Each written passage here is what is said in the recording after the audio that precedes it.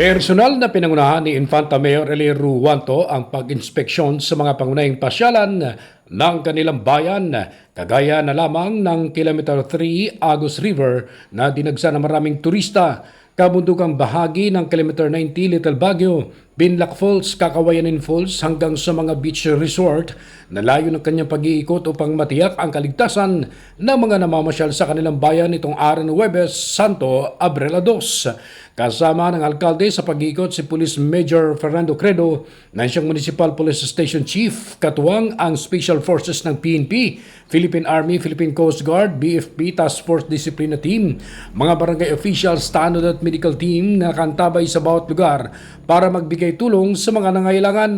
Kilala ang bayan ng Infanta sa mga magagandang tanawin at mga turista attractions.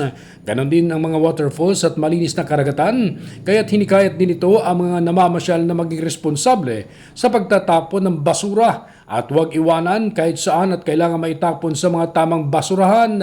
Binisita din ni Mayor Eli Ruanto ang mga nailagay na mga warning signages sa kabundukang bahagi ng Kilometer 15 sa kahabaan ng Maralaki Highway sa Barangay Magsaysay para maging safety ang biyahe ng mga motorista dahil prone accident ang area, kaya't patuloy ang kanyang paalala sa mga motorista na doble ingat sa biyahe para ligtas na makakauwi at sa mga pupuntang pasyalan. Sa mga motorista po natin, so may mga early warning po tayo, lalo po sa lugar na ito, na 17 po yun na itala na namatay over the years.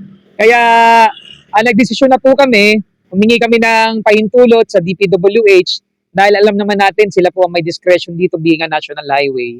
Humingi kami ng pahintulot kung pwede bang LGU na magpagawa ng mga ganitong warning devices. Ano po, halimbawa, tulad doon ito, totoo po ito. Pinapabagal natin dahil marami nang namatay dito. So pinagawa na po ito ng lokal na pamahalaan through our MDRRMO at nandito na rin po yung mga contact details na kakailanganin. Ano po, para sa pag-action agad ng lokal na pamahalaan kung sakali man po may mga emergency na mangyari po sa lugar na ito. Pinaalalahanan din ng alkalde ang mga nakainom na huwag maligo sa karagatan, ilog at huwag ding magmaneho ng anumang sasakyan upang maiwasan na aksidente sa kalsada. Samantala, dahil sa sunod-sunod na mga nagaganap na aksidente sa kabaan ng Marikina Infanta Road sa Kilometer 15 Magsaysay sa kabutang bahagi ng Maralaki Highway na kumitil ng maraming buhay, ay nakapaglagay na ang lokal na pamahalaan ng Infanta sa pangunguna ni Mayor Eli Ruanto na inatasan nito ang MDRMO na maikabit na ang mga warning signages o mga paalala, road safety barriers at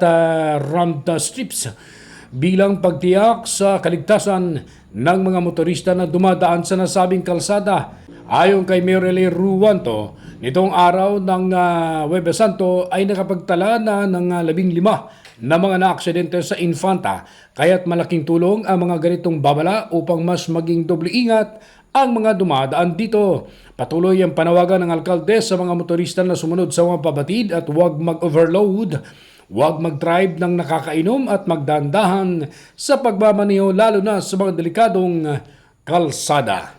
Ronda Balita mula sa lalawigan ng Quezon. Ako si J.R. Narit, naghahatid ng mahalagang impormasyon at balitang totoo.